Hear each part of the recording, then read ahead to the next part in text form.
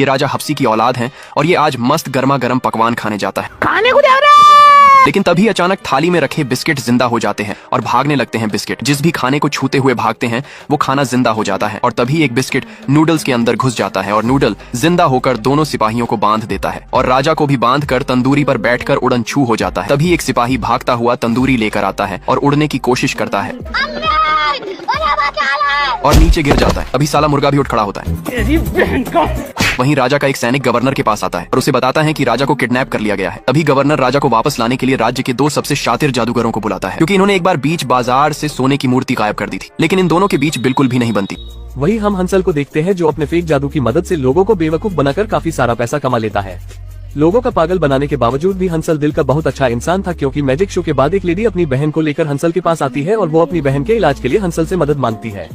तो हंसल उस लेडी को ढेर सारा धन उसकी मदद में दे देता है। थोड़ी ही देर में वहाँ पर हंसल की बहन ग्रेटल आ जाती है जो उसे वहाँ से ले जाने के लिए आई थी।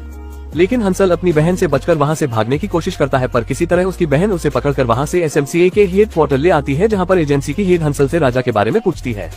लेकिन हंसल साफ मना कर देता है कि मुझे राजा के बारे में कुछ नहीं पता। ये सुनकर हेड हंसल को राजा के गायब होने की खबर देती है और हंसल से किंग को वापस लाने की मांग करती है, जिसमें हेड हंसल को उसी की बहन ग्रेटल के साथ इस मिशन पर भेजते हैं। लेकिन ये बात ग्रेटल और हंसल दोनों को पसंद नहीं आती, क्योंकि ग्रेटल को लगता था कि हंसल किसी भी काम का नहीं। ये देखकर वहाँ की हेड उन दोनों को एक ऑफर देती है, जिसमें वो कहती है कि अगर तुम दोनों 2 दिन में राजा को वापस ले आए तो तुम्हें ढेर सारे पैसे मिलेंगे और साथ ही हंसल को मैजिशियन का लाइसेंस भी मिल जाएगा और ग्रेटल को बेस्ट एजेंट का अवार्ड। ये दोनों ही ऑफर उन दोनों के लाइफ का सबसे बड़ा गोल था, इसीलिए वो दोनों ना चाहते हुए भी इस मिशन के लिए तैयार हो जाते हैं। इसके बाद ग्रेटल और हंसल को मिशन के लिए ढेर सारे गैजेट्स दिखाए जाते हैं, जिसे देखकर वो काफी हैरान हो जाते हैं। SMCA की एक एजेंट उन दोनों को मिशन में काम आने वाली बहुत सारे हथियार को देती है, जिसमें एक स्पेशल चश्मा होता है जिसे पहनने से वो मैजिक को बड़ी आसानी से देख सके, और एक मैजिक बॉल देती है जो बड़े ही आसानी से दीवार में होल कर दे। साथ ही एक ऐसा सायरन भी देती है जिससे आसपास मैजिक होने पर वो सायरन ग्रीन से रेड हो जाए। जिसके बाद वो ग्रेटल को एक लिस्ट देती है जहाँ से राजा के लिए खाने का सामान आया था। लिस्ट को देखकर हंसल को शक होता है कि जरूर ये कोई लोकल दुकान शॉप का काम होगा, इसीलिए वो ग्रेटल के साथ उस शॉप पर जाने के लिए मान जाते हैं। वही कहानी में हमें एक ब्यूटीफुल लेडी एल्विरा को देखते हैं जो एक जहरीला खाना बना रही थी और वो उसमें एक अजीब कीड़ा भी डाल देती है।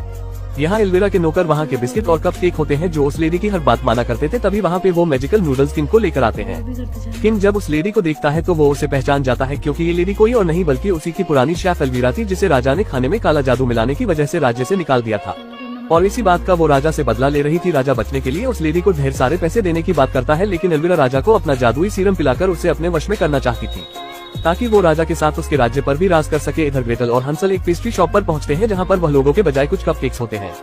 तभी ग्रेटल को वहां पर एक सीक्रेट रूम दिखाई देता है, जिसे देखकर वो हंसल को अपने साथ आने को कहती है, लेकिन हंसल कपकेक्स के सामने आ जाता है, जिसे देखकर वह कपकेक चिल्लाने लगते हैं और उनके चिल्लाने की वजह से वहां पर एक वफादार कुत्ता आ जाता है जो हंसल का पीछा करने लगते हैं। भागते हुए वो दोनों उसी रूम में आ जाता है जहाँ पर ग्रेटल होती है।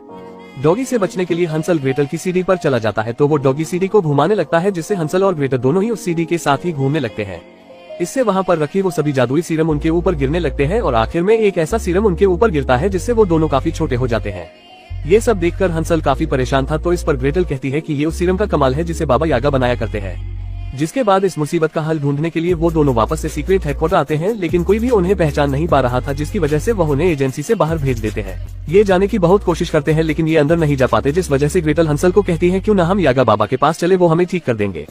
लेकिन हंसल कहता है कि वो बाबा एक नंबर का बेकार है, लेकिन ग्रेटल हंसल से काफी जिद करने लगती है। तो आखिर में हंसल और ग्रेटल बाबा के घर की ओर जाने लगते हैं और जब बाबा के घर आते हैं तो बाबा बिना कुछ सुने ही इनको अपने घर के अंदर रहने के लिए पनाह दे देते हैं और इन दोनों को खाने के लिए बिस्किट देते हैं। हंसल को अजीब लगता है, जिस वजह से हंसल बिस्किट नहीं खाता। वही ग्रेटल बाबा पर विश्वास करके बिस्किट खा लेती है। जब ग्रेटल उस चश्मे से बिस्किट को देखती है तो उसमें उसको जादू दिखता है, जिस वजह से वो समझ जाती है कि बाबा हमको सुलाने के बाद मारने वाले हैं। तभी ग्रेटल हंसल को लेकर कमरे में सोने आ जाती है, जहां आने के बाद ग्रेटल हंसल को बाबा की चाल के बारे में बता देते हैं, जिस पर हंसल अपनी जादुई शक्तियों से बाबा को डरा देता है और एक जादुई पंखे को बाबा से छीन लेता है, जिससे वो ग्रेटल को बेहोशी से उठा लेता है। लेकिन तभी बाबा समझ जाते हैं कि ये इनकी चाल थी और जैसे ही बाबा इनके कमरे में आते हैं तो वो दोनों जादुई गाड़ी से उड़कर चले जाते हैं, लेकिन एक पेड़ के टकराने से ये गाड़ी से गिर जाती है और ग्रेटल हंसल पर गुस्सा होकर इसको मारने आ जाती है। वही एल्विरा राजा को अपने वश में करने ही वाली थी। तभी यहाँ कपकेक आ जाते हैं जो एल्विरा को कहते हैं कि फैक्ट्री में हमला हुआ था, जहाँ उन्हें ग्रेटल की एजेंसी का बैच मिलता है, जिससे एल्विरा समझ जाती है कि ये राजा को ढूंढने आए हैं, जिस पर एल्विरा एक मॉन्स्टर को भेजती है ताकि ये उनका काम तमाम कर दे। वही एक ऑक्टोपस इन दोनों को पकड़कर मरमेड की रानी के पास ले आता है, जहाँ रानी समझती है कि ये कोई जासूस है जिस पर वो इनको मारने वाली थी। तभी एक छोटी सी मरमेड आती है जो उसके गले में वही लॉकेट देख लेती है जो एक मरमेड ने ग्रेटल को जादूगर से जान बचाने पर दिया था। तभी मरमेड रानी इनको छोड़ देती है और इनको कहती है कि एल्विरा ने हमारे सभी कपकेक पर हमला कर लिया है और उन्हीं की मदद से उन्होंने राजा को भी किडनैप कर रखा है ताकि राजा को अपने वश में करके राज्य की रानी बन जाए। ये सुनकर हंसल और ग्रेटल एक डॉगी को लेकर कपकेक का पीछा करने लगते हैं और पीछा करते करते वो एक जादुई दरवाजे से अंदर आ जाते हैं जहाँ उनको एक ट्रेन दिखती है। उस ट्रेन पर बैठकर दोनों अपने अपने दिलों की बात करने लगते हैं और दोनों को एक दूसरे के साथ समय बिताकर भाई बहन का खोया हुआ प्यार उमड़ जाता है। और देखते देखते ये महल तक पहुंच जाते हैं जहां ये केक की तरह कपड़े पहनकर महल के अंदर आ जाते हैं और इनको राजा भी मिल जाते हैं।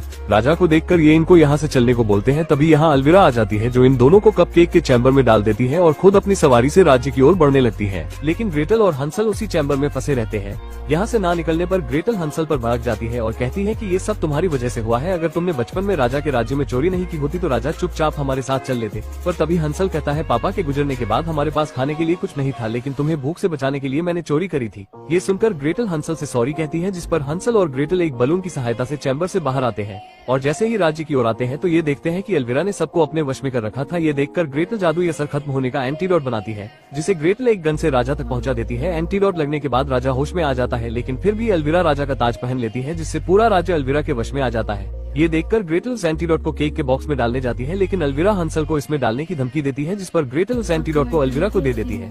लेकिन एल्विरा फिर भी हंसल को उसी में फेंक देती है, जिस पर ग्रेटल भी आ जाती है। लेकिन हंसल के पास एक गैजेट था, जिस वजह से दोनों इससे बाहर आ जाते हैं और एंटीडोट को एल्विरा से छीनकर उसको उसी बॉक्स में गिरा देते हैं और फिर ऊपर से एंटीडोट भी उसी में मिला देते हैं, जिससे एल्विरा मर जाती है और राजा के साथ प्रजा भी बच जाती है, जिस पर राजा इनसे काफी खुश होते हैं। वही ये दोनों अब एक साथ रहना ही पसंद करते हैं, जिसमें ये काफी मस्ती किया करते थे। और इसी के साथ ये इमोशनल कहानी यही खत्म होती है। और ऐसे ही मजेदार कहानी देखने के लिए आप बस लाइक करें। हम एक नई कहानी के साथ जल्द पेश होंगे।